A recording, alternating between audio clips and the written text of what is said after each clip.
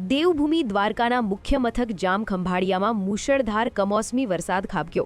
અનરાધાર વરસેલા વરસાદના પગલે શહેરના રામનાથ સોસાયટી અને નગર ગેટ સહિતના મુખ્ય માર્ગો પર જાણે નદીઓ વહેતી હોય તેવા જળબંબાકારના દ્રશ્યો સર્જાયા।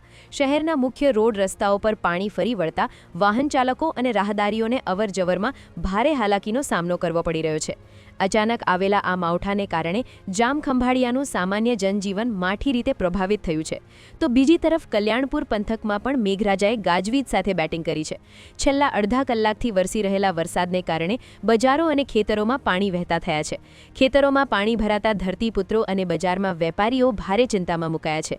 સમગ્ર જિલ્લામાં કમોસમી વરસાદના કારણે રસ્તાઓ પર ચાલવું પણ દુષ્કર બન્યું છે। ભર ઉનાળે સર્જાયેલા આ ચોમાસા જેવા માહોલને પગલે ઠેર ઠેર જળબંબાકારની સ્થિતિ જોવા મળી રહી છે, જેણે સ્થાનિકોની મુસીબતમાં વધારો કર્યો છે।